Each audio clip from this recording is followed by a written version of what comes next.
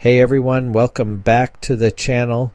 If you've been following along, you may have noticed I just started covering the famous anti-Christian apologist Tovia Singer. Like many things in my life, I have a love-hate relationship with the Rabbi. My animus toward him stems from him telling half-truths that can gaslight Christians by giving false impressions. I think that's both intentional and unintentional at times, but beyond my disdain for some of the underhanded tactics he uses to push his ideology, I actually like him as a person. He's handsome, affable, and very knowledgeable. Like I said in my earlier video quoting Mark Twain, who was referencing a saying from Benjamin Franklin's Poor Richard's Almanac, our critics are our friends for showing us our faults. Even if you've never run across that saying, you've probably noticed it yourself from life experiences, or maybe you took a college class in communications or psychology and studied the Yohari window. Anyway, I've found folks like Tovia useful personally. I wasn't born with some aptitudes I'd have liked, like learning new languages or math, but in my few years as a young would-be Taoist, I learned you can pick up a ton of useful stuff for your career and professional life from someone who's completely ideologically opposed to you. It's just a matter of stripping out the objective facts and principles from the propaganda, proverbially spitting out the bones and eating the meat. But, and this is where we pivot to the main event, while he's laser focused on calling Christianity unbiblical, he takes a lot for granted in his own backyard. And that's Rabbi Singer's Achilles heel.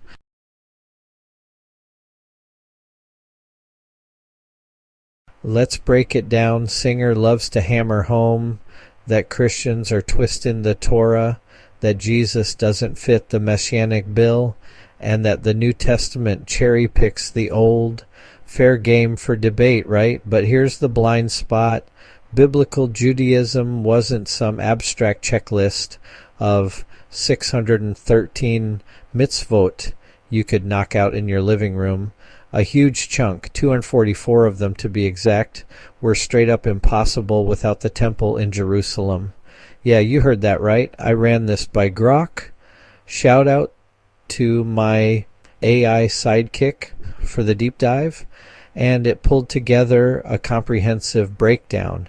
Out of the full 613 commandments from Rambam's classic count, about 369 can theoretically still be observed today. Stuff like honoring parents, keeping Shabbat, or ethical laws like don't murder. But 244, they're temple exclusive. Here's a quick snapshot. Category key examples: why temple dependent?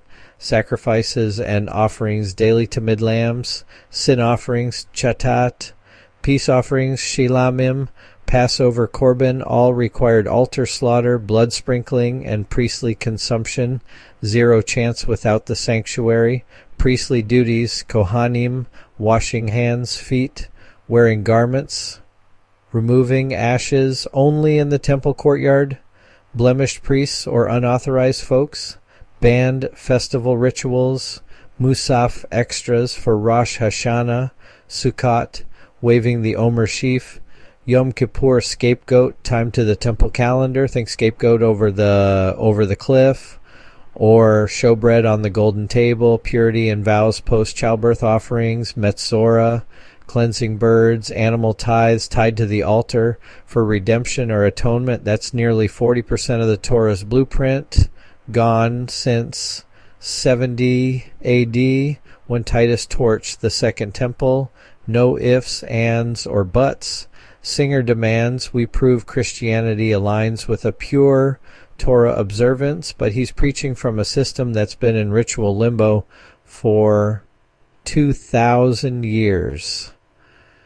How do you perfectly keep laws that can't be kept? It's like critiquing a chef for a 5-course meal when the kitchen burned down centuries ago. It's not just stats. It's theology with teeth. Remember James 2:10, for whoever keeps the whole law and yet stumbles at just one point is guilty of breaking all of it. The Torah itself echoes this in Deuteronomy 27:26. Cursed is anyone who doesn't uphold all the words of this law.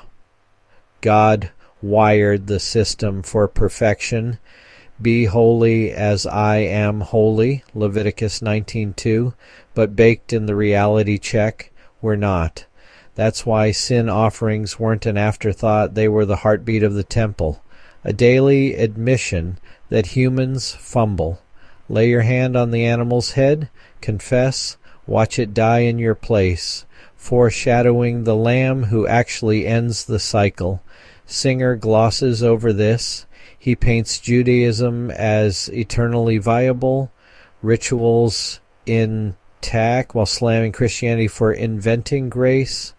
But without the temple, what's left? Prayer substitutes for incense, study for sacrifices. Sure, rabbinic tradition adapts brilliantly, kudos there, but it's an admission. The Old Covenant's gears grind without that central hub. Enter the new. Hebrews 10:1-4 calls the old shadows, not the substance. Christ's once-for-all offering fulfills what we couldn't sustain. It's not abandonment, it's completion.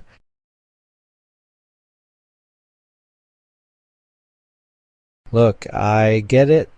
Singer's critiques force us to dig deeper into our Jewish roots, that Second Temple world where early believers did hit the mikveh, keep kosher, and echo the Shema. It's gold for apologetics, reminding us Christianity isn't a reboot, it's the vine's true branch, John 15. But ignoring the temple's void, that's the heel he can't armor up. It exposes the shared human ache. Imperfect us, perfect God, bridged by mercy. If this resonates, hit like, subscribe, and drop in the comments. What's your takeaway from critics like Singer? Have you wrestled with the Mitzvot gap? Next video, I'm working on it right now, is called Some Wells Need to Be Poisoned. The title's an ironic joke, referencing the logical fallacy of poisoning the well, which is one anticipated response I get from detractors who believe in Tovia.